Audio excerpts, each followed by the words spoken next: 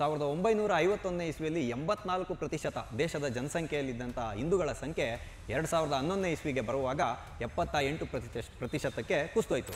ಹಾಗೆ ಮುಸಲ್ಮಾನರ ಸಂಖ್ಯೆ 9.8 ಇದ್ದಿದ್ದು ಈಗ ಅದು ಸರಿಸುಮಾರು 14 ಅಂತ ಕೆಲವು ಅಂಕಿಅಂಶಗಳು ಹೇಳುತ್ತೆ, 24% ಅಂತ ಕೆಲವು ಅಂಕಿಅಂಶಗಳು ಹೇಳುತ್ತೆ. ಕೇರಳದಲ್ಲಿ ಹಿಂದೂಗಳು ಅಲ್ಪಸಂಖ್ಯಾತರಾಗುವಂಥ ಕಾಲ ದೂರ ಇಲ್ಲ ಅಂತ ಹೇಳುವಂಥ ಮಾತುಗಳು ಇವತ್ತು ವ್ಯಕ್ತ ಆಗ್ತಾ ಇರತಕ್ಕಂಥದ್ದು. ಹಾಗಾಗಿ ಈ ದೇಶದಲ್ಲಿ NRC, ಯೂನಿಫಾರ್ಮ್ ಸಿವಿಲ್ ಕೋಡ್ ಮತ್ತು ಪಾಪ್ಯುಲೇಷನ್ ಕಂಟ್ರೋಲ್ ಬಿಲ್ ಇಂಥ ಎಲ್ಲ ಪರಿಣಾಮಕಾರಿಯಾದಂತಹ ವಿಧಿಗಳನ್ನು ಅಂದರೆ ಕಾನೂನುಗಳನ್ನು ತರ್ತಕ್ಕಂಥದ್ದು ತೀರಮಾನ ಅವಶ್ಯಕವಾಗಿದೆ. ಅಲ್ಲೆಲ್ಲೋ ಕಾಶ್ಮೀರದಲ್ಲಾಯಿತು, ಇಲ್ಲೆಲ್ಲೋ ಕೇರಳದಲ್ಲಾಯಿತು, ಅಲ್ಲೆಲ್ಲೋ ವೆಸ್ಟ್ ಬೆಂಗಾಳಲ್ಲಾಯಿತು, ಇಲ್ಲೆಲ್ಲೋ ತಮಿಳುನಾಡಲ್ಲಾಯಿತು, ಅಲ್ಲೆಲ್ಲೋ ಆಂಧ್ರ ಪ್ರದೇಶದಲ್ಲಾಯಿತು ಅಂತ ನಾವು ನೋಡ್ಕೊಂಡು ಸುಮ್ಮನೆ ಕೂತ್ಕೊಳ್ಳೋಂಥ ಕಾಲ ಇಲ್ಲ. ಅಲ್ಲಿ ಆಗಿದ್ದಂಥದ್ದು ನಾಳೆ ನನ್ನ ಮನೆಯಲ್ಲಿಯೂ ಆಗ್ಬೋದು.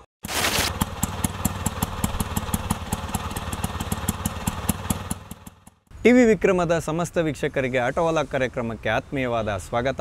ನಾನು ನಿಮ್ಮ ಜಯಂತ್ ಪಾಂಡೆ. ಸ್ನೇಹಿತರೆ, ಜನಸಂಖ್ಯೆಯ ಸ್ವರೂಪ ಬದಲಾವಣೆ ಆಗ್ತಾಯಿದೆ. ಇದನ್ನು ಡೆಮೋಗ್ರಫಿಕ್ ಚೇಂಜ್ ಅಂತ ಕರೀತಾರೆ. ಕನ್ನಡದಲ್ಲಿ ಹೇಳಬೇಕು ಅಂದರೆ ಜನಸಂಖ್ಯೆಯ ಸ್ವರೂಪದ ಬದಲಾವಣೆ. ಇದು ಇವತ್ತು ಭಾರತವನ್ನು ಕಾಡ್ತಾ ಇರತಕ್ಕಂತಹ ಬಹುಮುಖ್ಯ ಗಂಭೀರವಾದಂಥ ಸಮಸ್ಯೆ.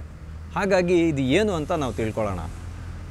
ಸ್ವತಂತ್ರ ಆದಾಗ ಭಾರತವನ್ನು ಧರ್ಮದ ಆಧಾರದಲ್ಲಿ ವಿಭಜನೆ ಮಾಡಲಾಯಿತು. ಅವತ್ತು ಅಂಬೇಡ್ಕರ್ ಅವರು ಒಂದು ವಿಷಯವನ್ನು ಸ್ಪಷ್ಟಪಡಿಸಿದರು. ಅದೇನು ಅಂತ ಹೇಳಿದ್ರೆ ಝೀರೋ ಪಾಪ್ಯುಲೇಷನ್ ಎಕ್ಸ್ಚೇಂಜ್ ಆಗಬೇಕು ಅಂತ. ಧರ್ಮದ ಆಧಾರದಲ್ಲಿ ದೇಶ ವಿಭಜನೆ ಆದಾಗ ಯಾವ್ಯಾವ ಧರ್ಮೀಯರಿಗೆ ಪ್ರತ್ಯೇಕ ರಾಷ್ಟ್ರಗಳನ್ನು ಕೊಡಬೇಕಾಯಿತೋ, ಅಂದರೆ ಇಲ್ಲಿರುವಂಥ ಸಮಸ್ತ ಮುಸಲ್ಮಾನರು ಪಾಕಿಸ್ತಾನಕ್ಕೆ ಹೋಗಬೇಕು, ಅಲ್ಲಿರುವಂಥ ಸಮಸ್ತ ಹಿಂದೂಗಳು ಇಲ್ಲಿ ಬರಬೇಕಂತ. ಆದರೆ ಮಹಾತ್ಮ ಗಾಂಧಿಯವರ ಇಚ್ಛೆಯಂತೆ ಸ್ವಲ್ಪ ಜನರು ಇಲ್ಲಿ ಉಳ್ಕೊಂಡ್ರು. ಆದರೆ ಅದು ಮುಂದೆ ಯಾವ ರೀತಿಯಾದಂಥ ಪರಿಣಾಮಗಳನ್ನ ಎದುರಿಸ್ಬೇಕಾಯಿತು ದೇಶ ಅಂದರೆ, ಮುಸಲ್ಮಾನರು ಇರಲೇಬಾರ್ದು ಅಂತ ಯಾರೂ ಹೇಳ್ತಾ ಇಲ್ಲ. ಆದರೆ ಮುಂದೆ ಏನಾಯಿತು ಅಂದರೆ, ಓಲೈಕೆ ರಾಜಕಾರಣಕ್ಕೆ ಬಿದ್ದಂಥ ರಾಜಕೀಯ ಪಕ್ಷಗಳು ಇಲ್ಲಿ ಸಮಾನತೆಯನ್ನು ತರಲಿಕ್ಕೆ ಬಿಡಲೇ ಇಲ್ಲ.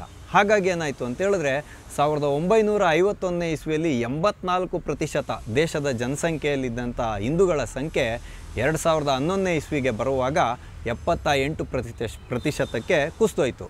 ಹಾಗೆ ಮುಸಲ್ಮಾನರ ಸಂಖ್ಯೆ 9.8 ಇದ್ದಿದ್ದು ಈಗ ಅದು ಸರಿಸುಮಾರು 14 ಅಂತ ಕೆಲವು ಅಂಕಿಅಂಶಗಳು ಹೇಳುತ್ತೆ, 24% ಅಂತ ಕೆಲವು ಅಂಕಿಅಂಶಗಳು ಹೇಳುತ್ತೆ.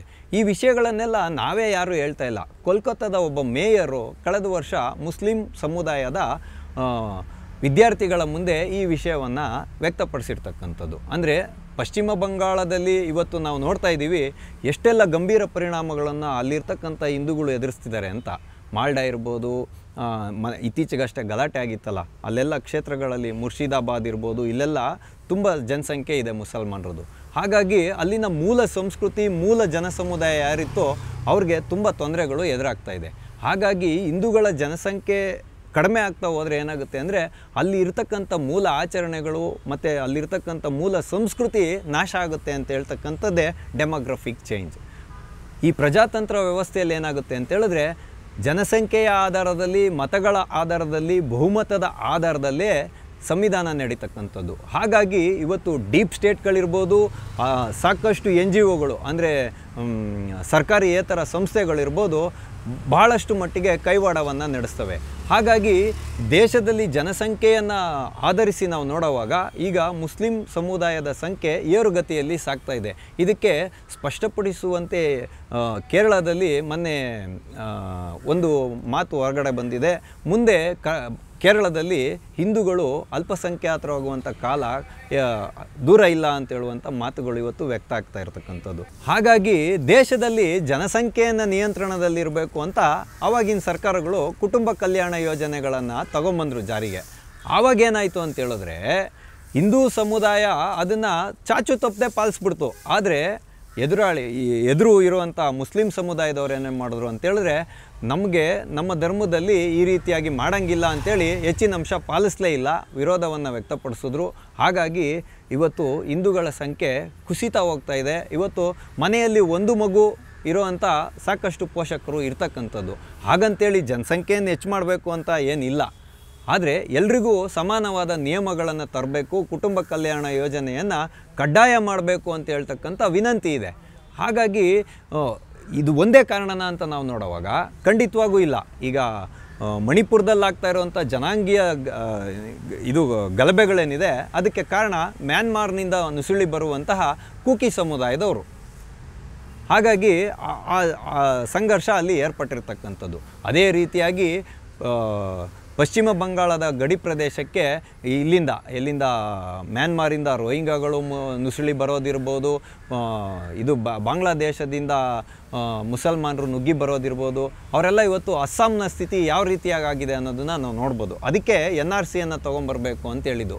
ಅದಕ್ಕೆ ಈಗ SIR ಮಾಡಿರಲ್ಲ ಬಿಹಾರದಲ್ಲಿ, ಅದು ಕೂಡ ಹೊರತಾಗಿದೆ. 66 ಲಕ್ಷ ಮತಗಳನ್ನು ಕೈಬಿಟ್ಟಿರೋದು SIRಲ್ಲಿ. ಮೃತರು ಮತ್ತು ಕಾಯಂ ವಲಸೆ ಹೋದವರು, ಇದೆಲ್ಲ ಅಕ್ರಮ ವಲಸಿಗರು ಎಲ್ಲರೂ ಸೇರಿ ಇವ್ರದ್ದೆಲ್ಲ ಮತಗಳನ್ನು ಡೆಲೀಟ್ ಮಾಡಲಾಗಿದೆ. 66 ಲಕ್ಷ ಮತಗಳು.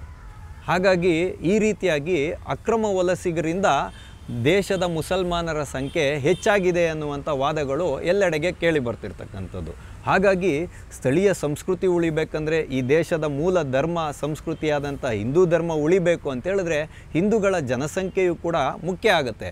ಇವತ್ತು ಯಾರ್ಯಾರು ಈ ದೇಶವನ್ನು ಅಭದ್ರಗೊಳಿಸಬೇಕು ಅಂತ ಪಿತೂರಿಯನ್ನು ಮಾಡ್ತಿದ್ದಾರೋ ಅವರು ಕೈ ಹಾಕಿರ್ತಕ್ಕಂಥ ಏಕಮೇವ ಉದ್ದೇಶ ಏನು ಅಂತೇಳಿದ್ರೆ, ಈ ದೇಶದ ಮೂಲ ಸಂಸ್ಕೃತಿಯನ್ನು ವಿರೋಧ ಮಾಡುವಂತಹ ಕೋಮುಗಳು ಯಾವಿದೆಯೋ ಅವರ ಜನಸಂಖ್ಯೆಯನ್ನು ಹೆಚ್ಚಿಸುವುದು ಮತ್ತು ಅದಕ್ಕೇನಾದರೂ ವಿರೋಧ ವ್ಯಕ್ತ ಆದಾಗ ಅವರನ್ನು ಸಂರಕ್ಷಣೆ ಮಾಡಲಿಕ್ಕೆ ಕೆಲವು ರಾಜಕೀಯ ಪಕ್ಷಗಳು ಟೊಂಕ ಕಟ್ಟಿ ನಿಂತಿದೆ.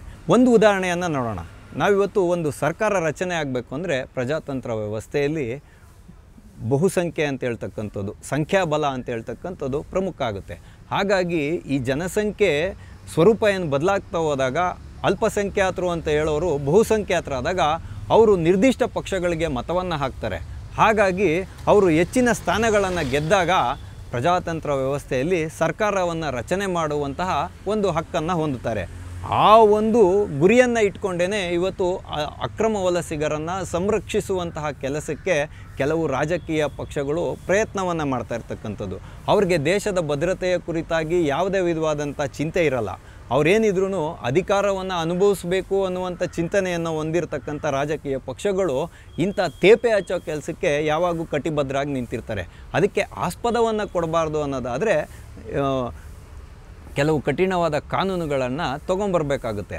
ಹಾಗಾಗಿ ಈ ದೇಶದಲ್ಲಿ NRC, ಯೂನಿಫಾರ್ಮ್ ಸಿವಿಲ್ ಕೋಡ್ ಮತ್ತು ಪಾಪ್ಯುಲೇಷನ್ ಕಂಟ್ರೋಲ್ ಬಿಲ್ ಇಂಥ ಎಲ್ಲ ಪರಿಣಾಮಕಾರಿಯಾದಂತಹ ವಿಧಿಗಳನ್ನು ಅಂದರೆ ಕಾನೂನುಗಳನ್ನು ತರ್ತಕ್ಕಂಥದ್ದು ತೀರ್ಮಾನ ಅವಶ್ಯಕವಾಗಿದೆ. ಹಾಗಾಗಿ ಮುಂಬರುವಂಥ ಚುನಾವಣೆಗಳಲ್ಲಿ ನಾವು ಇಂಥ ಎಲ್ಲ ಕಾನೂನುಗಳನ್ನು ಯಾರು ತೊಗೊಂಬರ್ತಾರೋ, ದೇಶದ ಆಂತರಿಕ ಭದ್ರತೆಗೆ ಯಾರು ಪುಷ್ಟಿಯನ್ನು ಕೊಡ್ತಾರೋ ಅಂಥ ರಾಜಕೀಯ ಪಕ್ಷಗಳನ್ನು ಬೆಂಬಲಿಸ್ತಕ್ಕಂಥದ್ದು ತೀರ್ಮಾನ ಅವಶ್ಯಕ. ಅದರೊಳಗಾಗಿಯೂ ಕೂಡ ಹಿಂದೂ ಸಮಾಜಕ್ಕೆ ಇದು ಬಹಳ ಅವಶ್ಯಕವಾಗಿದೆ ಅಂತ ಹೇಳ್ಬೋದು. ಮತಾಂತರ ಇರಬಹುದು, ಅಕ್ರಮ ವಲಸಿಗರ ನುಸುಳುತನ ಇರ್ಬೋದು, ಮತ್ತು ಈ ಕುಟುಂಬ ಯೋಜನೆಗೆ ಕಡಿವಾಣ ಬೀಳದೆ ಇರ್ಬೋದು. ಇದೆಲ್ಲದರ ಪರಿಣಾಮವಾಗಿ ಇವತ್ತು ಜನಸಂಖ್ಯೆಯ ಮೂಲ ಸ್ವರೂಪ ಬದಲಾಗ್ತಾ ಇದೆ, ಡೆಮೋಗ್ರಾಫಿಕ್ ಚೇಂಜ್ ಆಗ್ತಾ ಇದೆ. ಅಲ್ಲೆಲ್ಲೋ ಕಾಶ್ಮೀರದಲ್ಲಾಯಿತು, ಇಲ್ಲೆಲ್ಲೋ ಕೇರಳದಲ್ಲಾಯಿತು, ಅಲ್ಲೆಲ್ಲೋ ವೆಸ್ಟ್ ಬೆಂಗಾಳಲ್ಲಾಯಿತು, ಇಲ್ಲೆಲ್ಲೋ ತಮಿಳ್ನಾಡಲ್ಲಾಯಿತು, ಅಲ್ಲೆಲ್ಲೋ ಆಂಧ್ರ ಪ್ರದೇಶದಲ್ಲಾಯಿತು ಅಂತ ನಾವು ನೋಡ್ಕೊಂಡು ಸುಮ್ಮನೆ ಕೂತ್ಕೊಳ್ಳೋವಂಥ ಕಾಲ ಇಲ್ಲ. ಅಲ್ಲಿ ಆಗಿದ್ದಂಥದ್ದು ನಾಳೆ ನನ್ನ ಮನೆಯಲ್ಲಿಯೂ ಆಗ್ಬೋದು. ಆ ವಿಚಾರವನ್ನು ನೆನಪಿನಲ್ಲಿಟ್ಕೊಂಡು ನಮ್ಮ ಮೂಲ ಸಂಸ್ಕೃತಿ, ಪರಂಪರೆ, ಧರ್ಮವನ್ನು ರಕ್ಷಣೆ ಮಾಡೋದಕ್ಕೋಸ್ಕರ ನಾವು ಕನಿಷ್ಠ ಪಕ್ಷ ಚಿಂತನೆಯನ್ನಾದರೂ ಮಾಡ್ಕೊಬೇಕು, ಪ್ರಬಲವಾದ ಕಾನೂನುಗಳನ್ನು ರೂಪಿಸ್ಕೋಬೇಕು. ಇವತ್ತು ದೇಶದಲ್ಲಿ ಜಾರಿಯಲ್ಲಿರ್ತಕ್ಕಂಥ ಸಂವಿಧಾನ ಮತ್ತು ಪ್ರಜಾತಂತ್ರದ ವ್ಯವಸ್ಥೆಯ ಅಡಿಯಲ್ಲಿ ಕಾನೂನಾತ್ಮಕವಾಗಿ ಹೋರಾಟ ಮಾಡಿ ನಾವು ಜಯಶೀಲರಾಗಬೇಕು ಅಂತ ಹೇಳುವಂಥ ವಿಚಾರವನ್ನು ನಿಮ್ಮೆಲ್ಲರ ಮುಂದೆ ದೀಪಾವಳಿಯ ಸುಸಂದರ್ಭದಲ್ಲಿ ಇಡುವುದರ ಮುಖಾಂತರ ಆಟೋವಾಲ ಕಾರ್ಯಕ್ರಮವನ್ನು ನಾವಿಂದು ಮುಗಿಸ್ತಾ ಇದ್ದೇವೆ. ಮುಂದೆ ಇಂತಹದ್ದೇ ಒಂದು ಕುತೂಹಲಕಾರಿಯಾದ ವಿಷಯದೊಂದಿಗೆ ನಾವೆಲ್ಲರೂ ಮತ್ತೆ ಭೇಟಿಯಾಗೋಣ. ಅಲ್ಲಿವರೆಗೂ TV ವಿಕ್ರಮವನ್ನು ಸಬ್ಸ್ಕ್ರೈಬ್ ಮಾಡುವುದರ ಮುಖಾಂತರ, ನಿಮ್ಮ ಸದ್ವಿಚಾರಗಳನ್ನು ಕಾಮೆಂಟ್ ಮಾಡುವುದರ ಮುಖಾಂತರ ಹಾಗೂ ಶೇರ್ ಮಾಡುವುದರ ಮುಖಾಂತರ ನಮ್ಮನ್ನು ಪ್ರೋತ್ಸಾಹಿಸಿ. TV ವಿಕ್ರಮ, ದೇಶ ನಿಮ್ಮ ಕೈಯಲ್ಲಿ. ಈ ಕಾರ್ಯಕ್ರಮ ನಿಮಗೆ ಇಷ್ಟ ಆಗಿದ್ದಲ್ಲಿ ಲೈಕ್, ಶೇರ್ ಹಾಗೂ ಕಮೆಂಟ್ ಮಾಡಿ. TV ವಿಕ್ರಮದ ಕಾರ್ಯಕ್ರಮಗಳನ್ನು ನಿರಂತರವಾಗಿ ವೀಕ್ಷಿಸಲು ಸಬ್ಸ್ಕ್ರೈಬ್ ಮಾಡಿ, ಬೆಲ್ ಐಕನ್ ಒತ್ತಿ.